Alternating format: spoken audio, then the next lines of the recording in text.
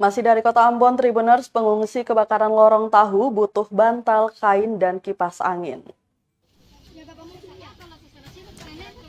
Selain pakaian dalam dan kebutuhan bayi, pengungsi kebakaran lorong tahu juga membutuhkan bantal dan kain. Salah seorang pengungsi, Sutia, mengatakan suhu dalam tenda juga sangat panas sehingga kipas angin juga dibutuhkan. Lanjutnya, sudah 3 hari di pengungsian, mereka tidur hanya beralas kepala seadanya.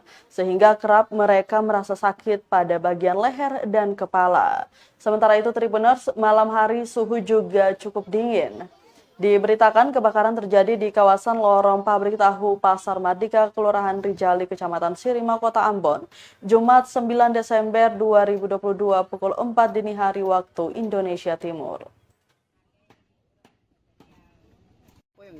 Ini sama 4 hari di dalam camp pengungsian ini. Keluhannya pertama makanan. Memang ada makanan sih, ada tadi kan. Kedua tenda Ya. karena hujan basah. Basah ya? Iya. Banjir juga Bu ya? Banjir. Iya. Banjir sini Bu. Terus ada pakaian atau gimana Bu? Kalau pakaian banyak, pakaian banyak masuk.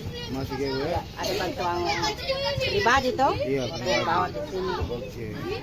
Tapi yang lebih ke tenda apa hujan begini Bu ya? Ya, tenda yang paling perlu kalau hujan. Iya. Tenda. Dengan bantal Bu ya? Makanan dan bantal. Bantal dan kain juga Bu ya?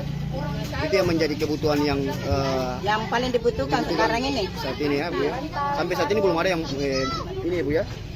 Sampai saat ini bantal sama itu belum ada. Belum ada sama sekali. Sama sekali ya Bu ya? Itu yang diminta ya Bu ya? Iya. Itu kalau hujan begini, boleh kasih.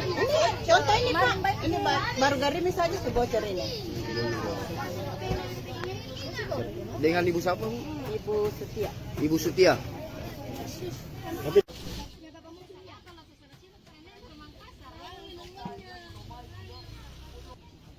Terima kasih sudah nonton. Jangan lupa like, subscribe, dan share ya.